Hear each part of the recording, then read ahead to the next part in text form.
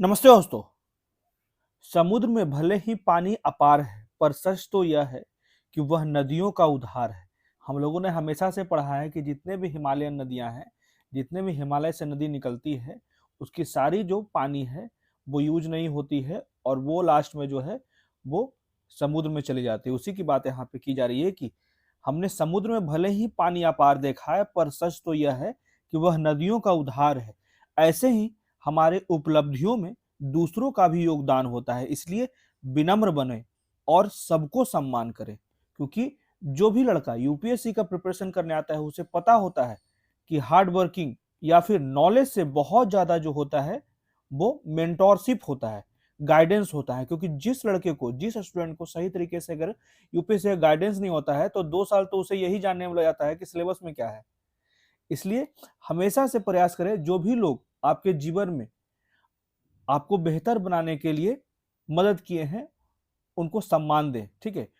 क्योंकि सफलता सिर्फ अकेले नहीं मिलती, परिवार का योगदान, दोस्तों का योगदान और भी जो आपके शुभचिंतक हैं, गुरु हैं, हर एक लोगों के योगदान के बाद ही आप जो हैं अपने पसंदीदा लक्ष्य को प्राप्त कर पाते हैं। इसलिए प्रयास करें कि जो भी लोग आपके जीवन में सहयोग किए हैं सम्मान करें, जो सहयोग नहीं भी किए हैं उसके साथ भी विनम्र ही रहने का प्रयास करें। तो इसी के साथ आज का हम लोग डिस्कशन शुरू करते हैं। आज का डेट है 22 मार्च 2024 और 22 मार्च 2024 क्यों महत्वपूर्ण है, तो आज ही के दिन जो है वर्ल्ड वाटर डे मनाया जाता है। ये ध्यान रखिएगा। लगातार हम लोग वैश्विक स्तर पर देख रहे हैं कि जल की समस्याएं रहती है, जो शुद्ध जल की समस्याएं विभिन्न स्तरों पे देखी जा रही है, ठीक है। कहीं ना कहीं यहाँ पे महिलाएं के साथ साथ और जो बच्चे हैं वो भी उत्पीड़ित होते हैं जल को लाने के लिए, लंबे लंबे दूरी तक जाते हैं वो बस शुद्ध जल, अपने जरूरत के जल को प्राप्त करने के लिए। तो इसको हम लोग विस्तार से पढ़ लेंगे। एक आर्टिकल आज है जो कि वाटर कंजर्वेशन से रिलेटेड है और वाटर को यहाँ पे कहा जा रहा है कि वैश्विक स्तर पे जो है वो शांति स्थापित करने के लिए एक बहुत ही महत्वपूर्ण अवयव माना जा रहा है वाटर को, ठीक है। तो इसको हम लोग विस्तार से पढ़ लेंगे। सबसे पहला जो आज का महत्वपूर्ण आर्टिकल है ये है, कल रात में जो है वो दिल्ली के सीएम अरविंद केजरीवाल को गिरफ्तार कर लिया गया। वो इस्तीफा भी नहीं दिए, अभी भी एज ए सीएम ही वो गिरफ्तार किए गए हैं। और केस क्या लगाया गया है, एक्साइज पॉलिसी केस लगाया गया है, ठीक है। तो इसको हम लोग विस्तार से पढ़ लेते हैं क्योंकि ये बहुत बड़ी बात है कि हमारे सिस्टम में देख रहे हैं कि पहले इलेक्शन कमीशन में इस तरह के कार्य किए गए, वहां का जो सिलेक्टिंग पैनल है उसको ही भ्रमित कर दिया गया और सत्तारूढ़ पार्टी ने, मैं यहाँ पे जब भी बोलता हूं ना कि इस तरह का न्यूज आया है तो मैं बीजेपी के खिलाफ नहीं हूं, ठीक है, या फिर मैं किसी पार्टी का समर्थक नहीं हूं। बस ये जो वर्तमान समय में लोकतंत्र को प्रभावित करने का जो लगातार कार्य किया जा रहा है सत्तारूढ़ पार्टियों के द्वारा, ये कहीं ना कहीं गलत है। इसी की बात मैं कर रहा हूं, ठीक है। तो इलेक्शन कमीशन में जो सिलेक्टिंग पैनल है वहां पे भी प्रॉब्लम हो गया। उसके बाद अभी देख सकते हैं जितने भी राज्यों में नॉन बीजेपी सरकार बेहतर है वहां पे जो है ईडी, सीबीआई, इनकम टैक्स लगातार रेड पड़ते ही रहते हैं। तो इसी में देखा जा रहा है कुछ दिन पहले ही जो झारखंड के सीएम थे हेमंत सोरेन, उनको गिरफ्तार कर लिया गया, लेकिन दोनों के बीच में मामले अलग अलग थे, ठीक है। तो जान लेते हैं कि क्यों गिरफ्तार किया गया दिल्ली के सीएम को और ये कहां तक प्रासंगिक है, कहां तक ये नियम संगत है कि एक रूलिंग सीएम, ठीक है, अभी ऑलरेडी वो सीएम होते हुए भी उन्हें गिरफ्तार किया गया है। तो ऐसे क्या कारण है, क्योंकि उनके लिए बहुत से विशेषाधिकार भी मौजूद है हमारे संविधान में। तो दिल्ली के मुख्यमंत्री अरविंद केजरीवाल को जो पॉलिसी समाप्त हो चुकी है, उत्पाद शुल्क नीति, ठीक है, उसी को कहा जाता है कि अब ये पॉलिसी समाप्त हो चुकी है। उसी के संबंध में, उत्पाद शुल्क नीति के संबंध में जो है वो भ्रष्टाचार के आरोप में ईडी ने गुरुवार देर रात, वो भी रात में, ये कहां का प्रोविजन है कि 9 बजे के आसपास किसी रूलिंग सीएम को गिरफ्तार किया गया उसके ही राज्य से, ठीक है। तो गुरुवार देर रात गिरफ्तार किया गया। तो स्वतंत्र भारत में यह पहली बार हुआ है कि किसी भी सेवारत मुख्यमंत्री को गिरफ्तार किया गया है, ठीक है, ऑन ड्यूटी, ये ध्यान रखिएगा, ऑन ड्यूटी। तो इसलिए ये बहुत ही महत्वपूर्ण है, इससे सवाल आ सकता है पीटी में भी और मेंस में भी, ठीक है। तो यह कदम तब उठाया गया जब अरविंद केजरीवाल ने जांच एजेंसी के कई समन का, कुल मिलाकर 9 समन भेजे गए थे, को अवैध बताया था। लगातार जो है दिल्ली के सीएम ने क्लियर कहा था कि ये जो समन भेजे जा रहे हैं मेरे विरुद्ध, ये कहीं ना कहीं इलीगल है, ठीक है, और उसको नजरअंदाज कर दिया। एक बार भी वो गए ही नहीं ईडी के सामने, ठीक है। इसी में आया कहा जाता है कि दिल्ली के मुख्यमंत्री अरविंद केजरीवाल को गुरुवार को ही ईडी के द्वारा लगभग 2 घंटे की पूछताछ के बाद गिरफ्तार किया गया। ये ध्यान रखिएगा, 2 घंटे की पूछताछ पहले हुई थी, उसके बाद गिरफ्तार किया गया था। तो इसी के साथ ही देश में जब बहुत ज़्यादा चर्चा किया जा रहा है कि क्या मुख्यमंत्री की गिरफ्तारी हो सकती है?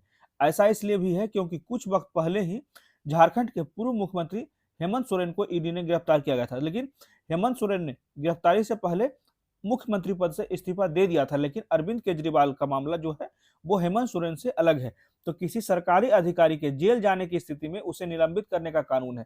यहाँ पे एक और लूप होल ढूंढा जा रहा है बीजेपी के द्वारा, ठीक है, कि अगर सीएम जो है वो गिरफ्तार हो जाते हैं और फिर भी इस्तीफा नहीं देते हैं, तो इस राज्य में जो कि यूटी है, ठीक है, दिल्ली में जो है वो राष्ट्रपति शासन आ जाएगा। तो आप लोगों को अगर पता नहीं है तो आर्टिकल 370 जिस तरह से हटाया गया था, ठीक है, राष्ट्रपति शासन लगाकर एज ए विधानसभा बनाकर कार्य किया गया था 370 को हटाने के लिए, ठीक है, उसी तरह से अभी वर्तमान में जो चुनाव होने वाला लोकसभा का चुनाव आचार संहिता ऑलरेडी लगा दिया गया है, ठीक है, डेट जो है वो घोषित कर दिया गया है और इस समय जो है अगर राष्ट्रपति शासन लगाया जाएगा तो किसे फायदा होगा, आप लोग खुद ही समझ सकते हैं, ठीक है।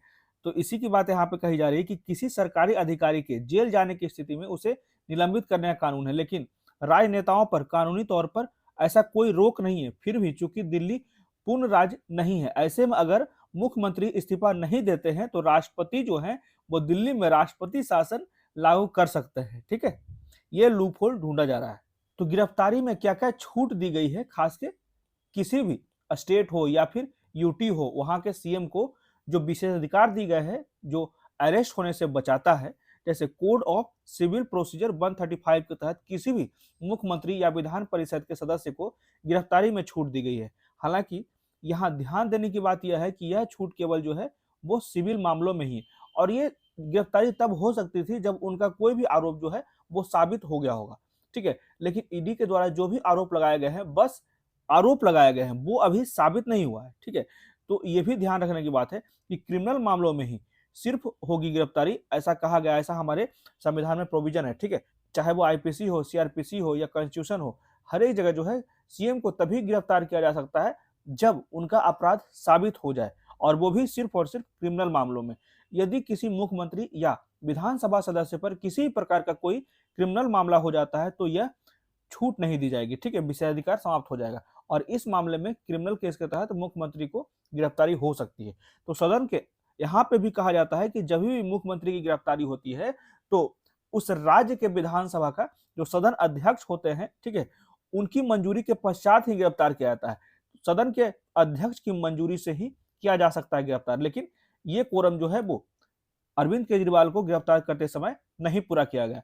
और यदि मुख्यमंत्री या विधानसभा की क्रिमिनल केस में भी गिरफ्तारी होनी है तो सबसे पहले जो है वो सदन के अध्यक्ष से मंजूरी लेनी होगी, मतलब कि जो विधानसभा के स्पीकर होंगे, ठीक है, यानी कि विधानसभा अध्यक्ष की मंजूरी के बाद ही गिरफ्तारी हो सकती है।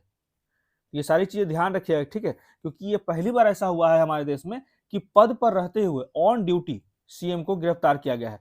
तो इतने दिन पहले और बाद में नहीं हो सकी गिरफ्तारी, क्यों? यहाँ पे क्लियर कहा जाता है कि सीएम को जो है कब तक गिरफ्तार नहीं किया जा सकता। जैसे 40 दिन पहले अगर सेशन हुआ है, विधानसभा का सेशन चला है, उसके 40 दिन पहले भी सीएम को गिरफ्तार नहीं किया जा सकता है और सेशन के 40 दिन बाद तक भी सीएम को गिरफ्तार नहीं किया जा सकता। इसी की बात यहाँ पे कहा जा रहा है कि धारा 135 के तहत मुख्यमंत्री या फिर विधानसभा सदस्य की गिरफ्तारी के लिए दिनों का भी जो नियम है वो तय किया गया है। इसके तहत यदि विधानसभा सत्र शुरू होने वाला है तो उसके शुरू होने से 40 दिन पहले और खत्म होने के 40 दिन बाद तक मुख्यमंत्री या फिर विधानसभा सदस्य को गिरफ्तार नहीं किया जा सकता है। इसके बाद क्रिमिनल मामले में गिरफ्तारी के लिए सदन के अध्यक्ष से मंजूरी लेनी होगी, वहीं मुख्यमंत्री को सदन से गिरफ्तार नहीं किया जा सकता, लेकिन उनको तो अभी सीएम आवास से गिरफ्तार किया गया है, ठीक है। तो जाने किस पद पर नहीं हो सकती है गिरफ्तारी, ठीक है, तो सिर्फ और सिर्फ राष्ट्रपति और राज्यपाल दोनों को डायरेक्टली गिरफ्तार नहीं किया जा सकता है, और दोनों ही सिविल मामले हो या फिर क्रिमिनल मामले हो। यहाँ पे देख सकते हैं कि अनुच्छेद 61 के तहत भारत के राष्ट्रपति और राज्यपाल को, तो अनुच्छेद 61 जो है वो राष्ट्रपति के लिए है, ठीक है, ध्यान रखिएगा, और राज्यपाल के लिए 161 है आर्टिकल, और 61 जो है वो भारत के राष्ट्रपति के लिए। तो इन दोनों अनुच्छेदों के अनुसार कहा जाता है कि राष्ट्रपति और राज्यपाल को उनके पद पर रहते हुए गिरफ्तार नहीं किया जा सकता, चाहे वो मामला सिविल का हो या फिर क्रिमिनल केस का हो, ठीक है। हालांकि यदि राष्ट्रपति और राज्यपाल अपने पद से इस्तीफा देने के मामले में दोनों को गिरफ्तार किया जा सकता है, ठीक है। ये भी ध्यान रखिएगा कि पद से इस्तीफा देने के मामले में दोनों को गिरफ्तार किया जा सकता है। ऐसे जो है इन दोनों को सिविल और क्रिमिनल मामले में छूट है, ठीक है। तो ये था पूरा का पूरा आर्टिकल, जिसमें हम लोगों ने अभी सीएम को डायरेक्ट गिरफ्तार किया गया है ईडी के द्वारा, ठीक है। जो कहीं ना कहीं हमारे लोकतंत्र पे हर बार सवाल उठाया जा रहा है, ठीक है। चाहे वो चुनाव की प्रक्रिया हो या फिर विपक्षी पार्टियों पर अनावश्यक अत्याचार, अनावश्यक जांच, और अभी देखने को मिला है कि कोई भी जो नॉन बीजेपी का जो सीएम है उसको पद पर रहते हुए गिरफ्तार करा दिया गया है। तो ये सारी चीजें जो है हमारे लोकतंत्र के मूल्यों को प्रभावित कर रहा है, ठीक है। हमारे विश्वास को यहाँ पे धूमिल किया जा रहा है। तो इसे ध्यान रखने की आवश्यकता है। और आप लोगों के मन में अगर कोई सवाल है तो प्लीज मुझे कमेंट करें, ठीक है। अब बढ़ते हैं अगले आर्टिकल की तरफ। ये भी बहुत अच्छा आर्टिकल है क्योंकि आज जो है वो 22 मार्च है। 22 मार्च को दो चीजें होती है, ठीक है। एक तो है बिहार डे, 22 मार्च को बिहार दिवस भी मनाया जाता है, और दूसरा जो है 22 मार्च को वर्ल्ड वाटर डे मनाया जाता है। वाटर इसलिए महत्वपूर्ण है क्योंकि भी देख रहे हैं वैश्विक स्तर पर विभिन्न क्षेत्रों में, विभिन्न देशों में जो है वो वाटर क्राइसिस देखा जा रहा है।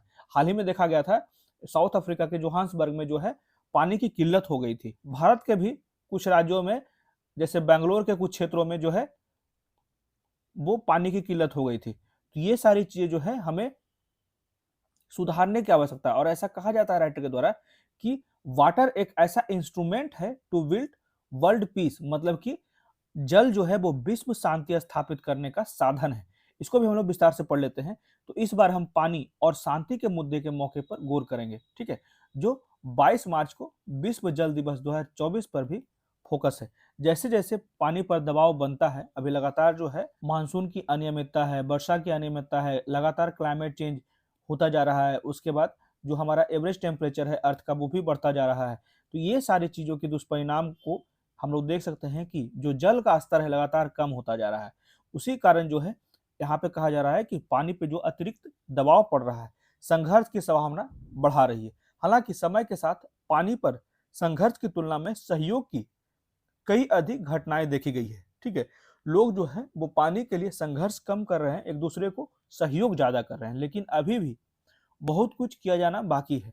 जल एक मानव अधिकार है जो सार्वजनिक स्वास्थ्य, भोजन, ऊर्जा प्रणाली, आर्थिक उत्पादकता और पर्यावरणीय अखंडता के लिए मौलिक है। तो सभी की जरूरतों को संतुलित करने के लिए मिलकर काम करने से पानी एक स्थिर शक्ति और सतत विकास के लिए उत्प्रेरक बन सकती है, ठीक है। तो ध्यान रखिएगा, ये बहुत ही महत्वपूर्ण पॉइंट था। इसी में आगे कहा जाता है कि पानी के आसपास शांतिपूर्ण सहयोग सभी क्षेत्रों में शांतिपूर्ण सहयोग में बदल सकता है, और पानी अधिक स्थिर और समृद्ध कला की कुंजी है, मतलब कि की ऑफ आर्ट है, ठीक है, जो कि वैश्विक स्तर पर शांति को स्थापित कर सकता है, ठीक है, शांतिपूर्ण माहौल बना सकता है, सहयोगात्मक स्थिति बना सकता है इससे। क्योंकि कोविड में हम लोगों ने देखा था कि अचानक से लोगों में इंसानियत जाग गई थी। अभी फिर से देख सकते हैं कि फिर से इंसानियत धीरे धीरे समाप्त होती जा रही। तो जब लग्जरी मिल जाती है लोगों को, सारे सुख मिलने लगते हैं, तो वो लोग जो है अपने कर्तव्य को भूलना शुरू कर देते हैं। और जब स्थितियां विपरीत हो जाती है, जब लगता है कि सब कुछ मेरे हाथ में नहीं है, तो फिर यही इंसान जो है वो एक दूसरे का सहयोग करने लगता है। जोमेटो का ही मैटर जो हम लोगों ने कल डिस्कस किया था, वेज और नॉन वेज, ये कहीं का मैटर है। भारत में आप लोगों को पता है कि वेज 8 प्रकार के होते हैं। बहुत से लोग जो अंडा खाते हैं फिर भी अपने आप को शाकाहारी मानते हैं। बहुत से लोग सोमवार, बुधवार, शुक्रवार को नॉनवेज खाते हैं फिर भी अपने आप को शाकाहारी मानते हैं, ठीक है। तो बहुत सी चीजें हैं, बहुत से लोग वेजिटेरियन हैं, बहुत से लोग इसी में वीगन हैं, जो कि मिल्क भी नहीं लेते हैं क्योंकि उसका सोर्स जो है वो एनिमल है, ठीक है। तो 8 प्रकार के जब वेजिटेरियन ही हैं भारत में, तो इस तरह का विवाद उत्पन्न ही नहीं होना चाहिए, क्योंकि हमारे समाज की अभी ही कोई मानसिकता निर्धारित ही नहीं है कि वेज क्या होता है, नॉन वेज क्या होता है। जिसे जो जरूरत है, आवश्यकता है, क्योंकि अभी लोगों के पास पैसे आ गए हैं तो लोग भूखा नहीं मर रहा है। लेकिन आप अगर 20 साल पहले देखेंगे, लोगों के पास पैसे ही नहीं थे। लोगों का सबसे मुख्य कार्य था कि अपना पेट भरना। उस समय ये नहीं सोचा जाता था वेज और नॉन वेज। ये जब से लग्जरिटी आने लगी है, लोगों के पास प्रोस्पेरिटी बढ़ रही है, समृद्धि बढ़ रही है, तो ये नए नए चीजें उजागर हो रही है। ठीक है,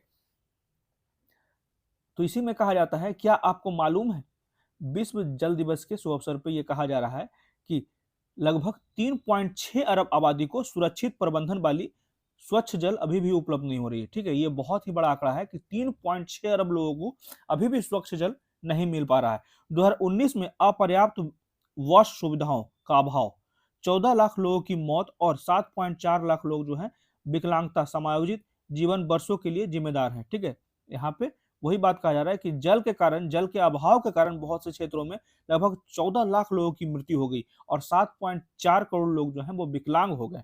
44% घरों का जो है, जो शहरों में मोस्टली देखते हैं कि जो हम लोग बेसिन से ज्यादातर पानी बहा देते हैं जब ब्रश करते हैं, ठीक है, या फिर जब वॉशरूम में जाते हैं तो नल चलाकर छोड़ देते हैं, तो इसी तरह से जो व्यर्थ किए हैं हम लोगों ने पानी, वो पानी जो है वो 44% घरों का व्यर्थ पानी जो है वो सुरक्षित तरीके से उपचारित नहीं होता है। ठीक है, लगभग आधे घरों में आवश्यकता के अनुसार जल का उपयोग नहीं होता है, मिसयूज ही किया जाता है।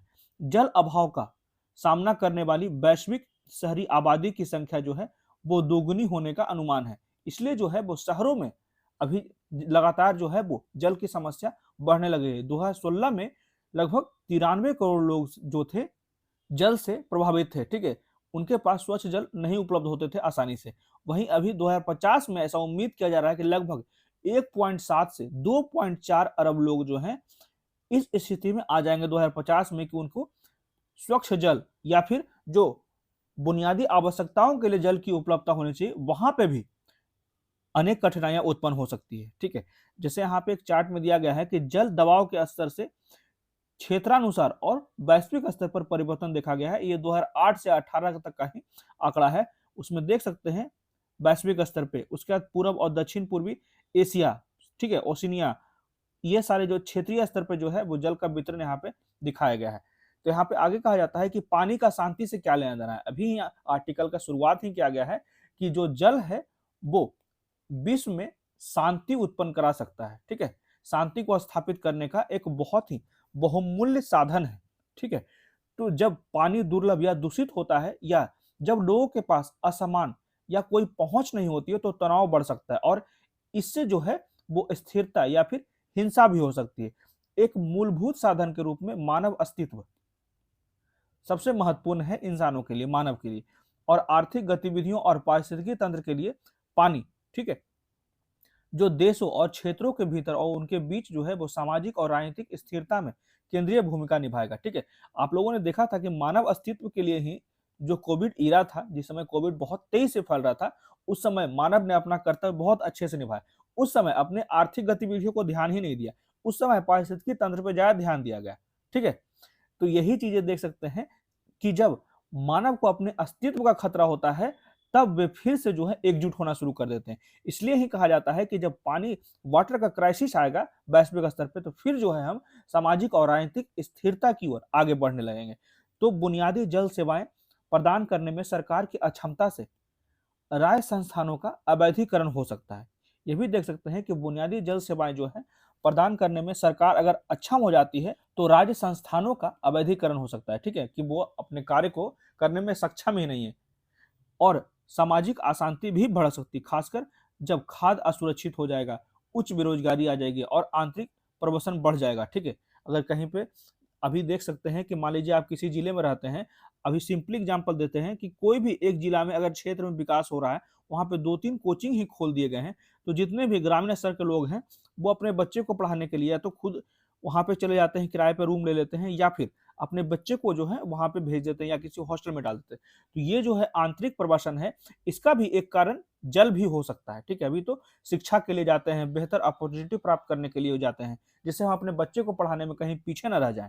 इसके लिए लोग जो है आंतरिक प्रवास करते हैं। लेकिन जल भी एक महत्वपूर्ण मुद्दा हो सकता है कि बहुत से लोग जो है अपने ही क्षेत्र में एक स्थान से दूसरे स्थान पर स्थानांतरित हो जाए और यह स्थिरता जो है वो अंतर्राष्ट्रीय संबंधों को भी प्रभावित कर सकता है, खासकर अगर साझा जल संसाधनों पर सीमा पार सहयोग की कमी हो। ठीक है, जब बाउंड्री बना दिया गया हो किसी दो कंट्रीज का, अगर वहां पे कोई सहयोग नहीं मिलता है तो यहाँ पे स्थितियां विपरीत भी हो सकती है, टकराव भी हो सकता है, युद्ध भी हो सकता है जल के लिए।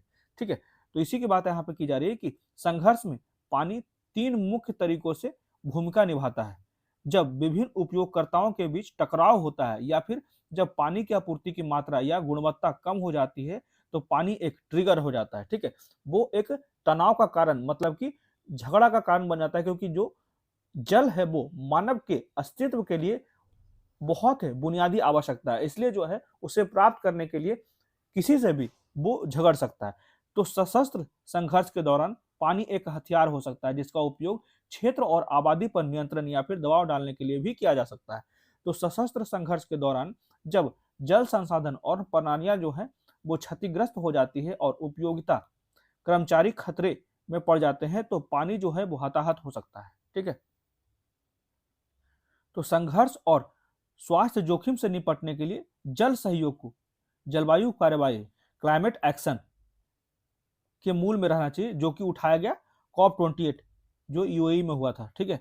में यूएनईसीई का आग्रह था, तो ये ध्यान रखिएगा। यूएनईसीई का मतलब होता है United Nations economic commission for Europe के द्वारा जो कहा गया था कॉप 28 में कि संघर्ष, जो विभिन्न देशों में संघर्ष हो सकते हैं और स्वास्थ्य संबंधी जोखिम से निपटने के लिए जल सहयोग को जलवायु कार्रवाई के मूल में रखना चाहिए, ठीक है? जो क्लाइमेट एक्शन प्लान हम लोग करते हैं उसके मूल में जो रहना चाहिए कि जल की आपूर्ति के लिए सभी को एकजुटता दिखानी चाहिए, ठीक है? ये जो है कहा गया था यूएनईसीई के द्वारा कॉप 28 की मीटिंग में। तो जल आपूर्ति के लिए सबसे बड़ा खतरा क्या है? तो जल की उपलब्धता और टिकाऊ प्रबंधन के लिए तिहरा खतरा है जलवायु परिवर्तन, बढ़ती जनसंख्या और अपर्याप्त सीमा पार सहयोग, ठीक है? विभिन्न देश जो हैं वो जल की आपूर्ति के लिए, जल को प्राप्त करने के लिए एक दूसरे का अभी भी सहयोग नहीं कर रहे हैं, ठीक है? सहयोगात्मक मानसिकता नहीं होने के कारण जो है, जो अपर्याप्त जल है उसके कारण विभिन्न देशों के बीच में संघर्ष भी हो सकते हैं। 2.2 अरब लोग अभी भी सुरक्षित रूप से प्रबंधित पेयजल के बिना जी रहे हैं, ठीक है? 2.2 अरब लोगों के पास अभी भी स्वच्छ जल की पहुंच नहीं है, जिसमें लगभग 115 मिलियन लोग शामिल हैं जो सतही जल पीते हैं, ठीक है? सरफेस वाटर उसी को कहा जाता है जैसे कि तालाब हो गया या नदी हो गया, उसको फिल्टर करके, और एक भूमिगत जल जैसे हम लोग जो पीते हैं ग्राउंड वाटर, ठीक है? उसी की बात यहाँ पे की जा रही है कि दुनिया की लगभग आधी आबादी जो है वो साल के कम से कम कुछ हिस्से में पानी की गंभीर कमी का सामना कर रही है, ऐसा रिपोर्ट में कहा गया है आईपीसीसी, ठीक है? Inter governmental panel of climate change. तो दुनिया भर में 3 अरब से अधिक लोग जो हैं वो राष्ट्रीय सीमाओं को पार करने वाले पानी पर निर्भर हैं, ठीक है? यहाँ पे देख सकते हैं, जैसे कि अरब का ही एग्जांपल ले रहे हैं, तो बहुत से लोग जहाँ पे पानी सही स्वच्छ नहीं है उसके कारण जो है वो दूसरे देश में प्रवास करना चाह रहे हैं, ठीक है? तो 3 अरब से अधिक लोग जो हैं वो राष्ट्रीय सीमाओं को पार करने वाले पानी पर निर्भर हैं, फिर भी जो है वो अपने पड़ोसियों के साथ नदियों, झीलों और जल भृतों को साझा करने वाले 153 देशों में से केवल 24 देशों ने अपने सभी साझा जल के लिए सहयोग समझौते होने की सूचना दी है, ठीक है? यहाँ पे देख सकते हैं जैसे ब्रह्मपुत्रा हो गया, तो इंडिया चाइना के बीच में है, लगातार यहाँ पे विवाद रहता है। उसके बाद इंडस रिवर हो गया, सिंधु नदी हो गया, ठीक है? वहाँ पे भी इंडिया पाकिस्तान के बीच में कॉन्फ्लिक्ट रहता है। तो उसी की बात की जा रही है कि लगभग 24 देश जो हैं वो अपने पड़ोसी देशों के साथ खास के जल की आपूर्ति के मामले में एक दूसरे को सहयोग कर रहे हैं। बाकी जो है 153 में से 24 को हटा दें, उसके बाद सारे लोग जो हैं वो संघर्ष ही कर रहे हैं। तो देशों के बीच साझा जल संसाधनों पर सीमा पार सहयोग की व्यापक कमी जो है वो जल आपूर्ति की गुणवत्ता और मात्रा के लिए खतरा पैदा कर रही है, और इसलिए जो है वो सामाजिक और अंतरराष्ट्रीय स्थिरता को खतरा पैदा करती है, ठीक? इसी में कहा जाता है कि जल का बेहतर प्रबंधन करके हम शांति कैसे स्थापित कर सकते हैं। तो सीमाओं और क्षेत्रों में पानी पर एक साथ काम करने से खाद्य सुरक्षा में वृद्धि होगी, स्वस्थ आजीविका प्राप्त होगा, ठीक है? रोजगार प्रदान किया जाएगा और पारिस्थितिकी तंत्र को बनाए रखने में हमें मदद मिलेगी। जलवायु परिवर्तन के प्रति लचीलेपन को संबोधित करने में भी हमें मदद मिलेगी। आपदा जोखिम में भी कमी आएगी, ठीक है?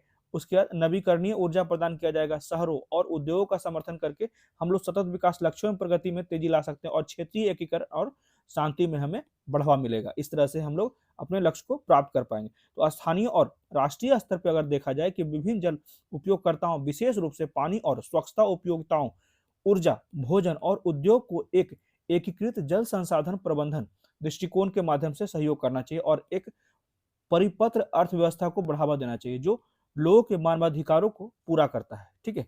तो इसी में बेसिन स्तर पे जितने भी क्षेत्रों में बेसिन है वहां पर देशों को अंतर्राष्ट्रीय सीमाओं को पार करने वाले जल संसाधनों के शांतिपूर्ण प्रबंधन के लिए समझौता विकसित करने के लिए कहा गया है, जिसमें एक संस्थान स्थापित की जाए जिसको सही तरीके से प्रबंधित कर सके। ठीक है, तो सरकारों को द्विपक्षीय, क्षेत्रीय या फिर वैश्विक स्तर पर सीमा पर क्रॉस बॉर्डर ट्रीटी किया जाए। ठीक है, सीमा पर जल का सहयोग करना चाहिए। और उदाहरण के लिए जैसे संयुक्त राष्ट्र जल सम्मेलन और जल कोर्स कन्वेंशन, ये ध्यान रखिएगा, ये भी बहुत महत्वपूर्ण पॉइंट है।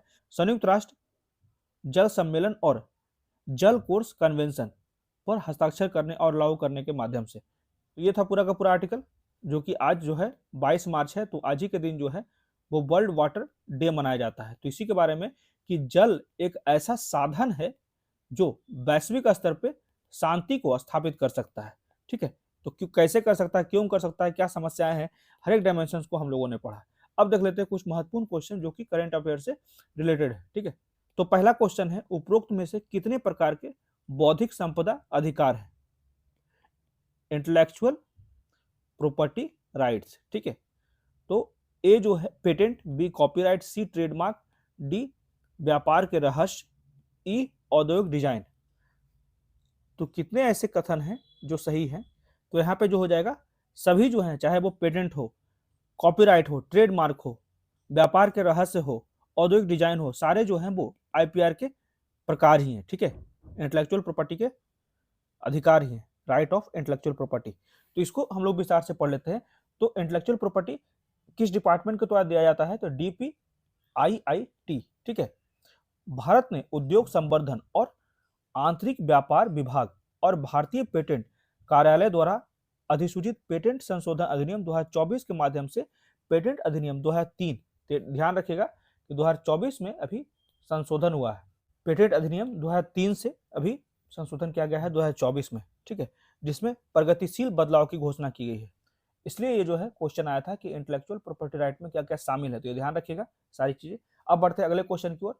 निम्नलिखित में से कौन सा कथन जो है वो पासिंग ऑफ, अभी हम लोगों ने पढ़ा है, ठीक है, कि धोखेबाजी को दूर करने के लिए मेनली पासिंग ऑफ का उपयोग किया जाता है। तो पासिंग ऑफ प्रावधान का सबसे अच्छा वर्णन क्या है?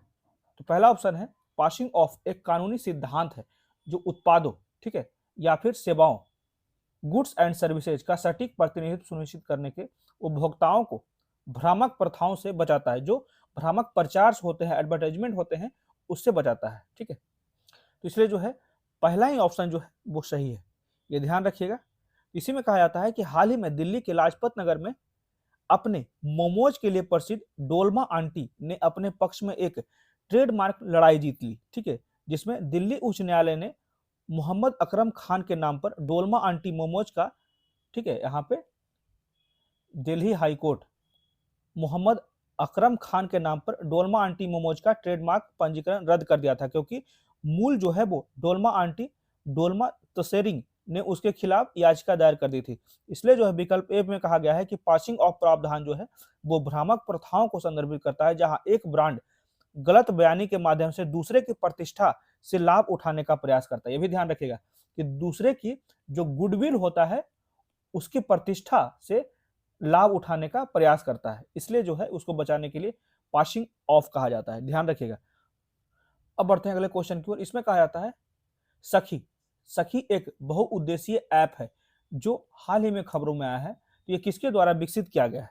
इसमें जो है विक्रम साराभाई अंतरिक्ष केंद्र के द्वारा जो है वो सखी बहुउद्देशीय ऐप को लॉन्च किया गया है। ठीक है, तो इसकी मुख्य विशेषताएं क्या क्या है? तो विक्रम साराभाई अंतरिक्ष केंद्र, उसी को कहा जाता है BSSC, ने गगनयान अंतरिक्ष उड़ान मिशन पर अंतरिक्ष यात्रियों के लिए एक बहुउद्देशीय ऐप सखी विकसित किया है। तो तिरुवनंतपुरम में विक्रम साराभाई अंतरिक्ष केंद्र ने गगनयान मिशन के लिए एक प्रणाली विकसित की है, और इसका मुख्य उद्देश्य जो है, उद्देश्य ध्यान रखिएगा, अंतरिक्ष यात्रियों के स्वास्थ्य की निगरानी, संचार सुनिश्चित करना, मिशन में कौन कौन से कार्यक्रम हो रहे हैं, विभिन्न प्रारूपों में मिशन लॉग करना। ठीक है, और यह अंतरिक्ष यात्रियों को जल योजन, आहार कार्यक्रम, ठीक है, ये भी ध्यान रखिएगा कि कब जल पीना है, ठीक है, आहार कब खाना है, नींद का पैटर्न क्या है, ये सारी चीजों में मदद करेगा ये जो अभी सखी बनाया गया है ऐप। ठीक है, ये याद दिलाएगा मेनली। ठीक है, तो इसरो का लक्ष्य है कि 2025 में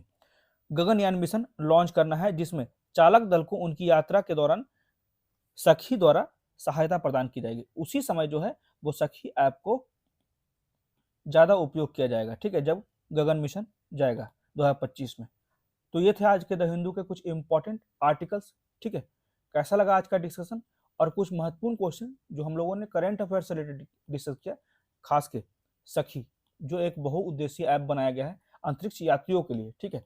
ये बहुत ही महत्वपूर्ण ऐप है, इसे ध्यान रखिएगा। तो कैसा लगा आज का डिस्कशन प्लीज मुझे कमेंट करके बताएं और मेरे वीडियो को ज़्यादा से ज़्यादा लाइक करें, शेयर करें और मेरे चैनल को